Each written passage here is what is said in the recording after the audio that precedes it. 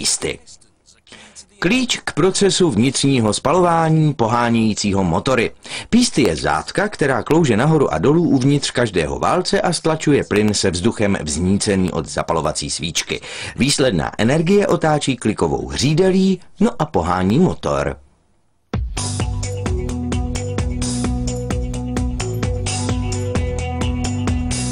Tahle firma vyrábí 9000 různých druhů pístů.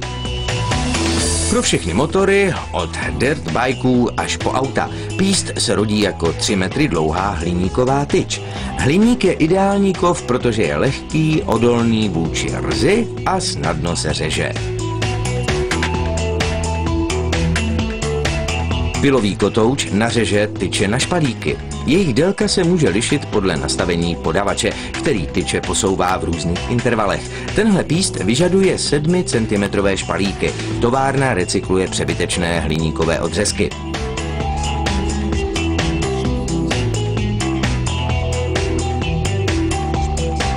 Děrovací lis s lisovnicí se předehřeje na 426 stupňů Celsia, teplotu potřebnou k obrábění špalíků.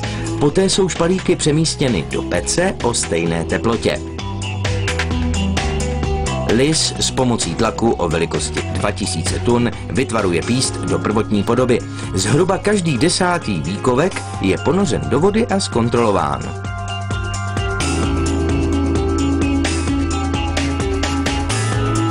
Pro usnadnění lisování jsou špalíky před zahřátím ošetřeny mazivem. Proto při úderu lisu vzplanou. Lis je s prací hotov během 2 vteřin.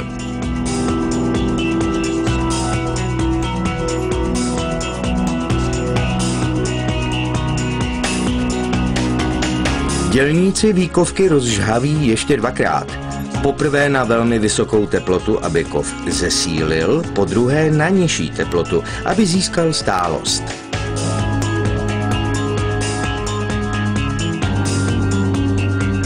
Poté jsou jednotlivé špalíky vloženy do soustruhu a správně vytvarovány pro další obráběcí stroje.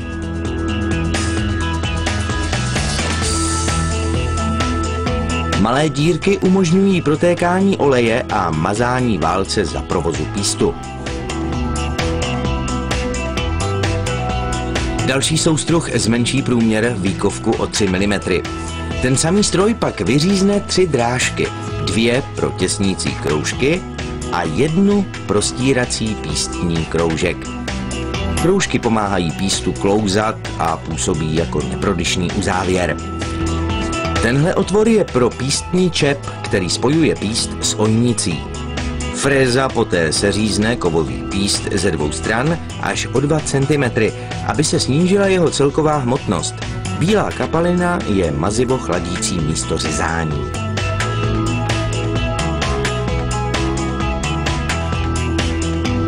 Další fréza vyřízne část takzvané půlkulové hlavy, aby se píst při pohybu ve válci nedotýkal ostatních součástek.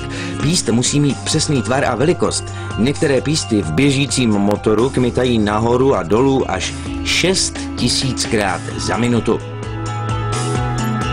Následně je povrch kovu ještě o vlásek vysoustružen. Obroušení umožní nepatrné rozpínání pístu při zahřátí vnitřku válce. Strojní vrták vytvoří 2 protínající se výpusty oleje pro účinnější mazání pístního čepu.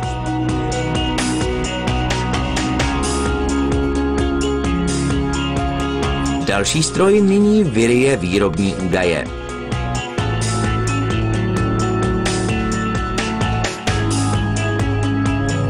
Tady se odstraňují ostré hrany vzniklé při předchozím obrábění. Poté se použije pásová bruska k vyhlazení povrchu. Ostré hrany by mohly poškodit stěny válce. Brázdička obrousí stěny svorníkového otvoru, aby pístní čep hladce zapadl dovnitř.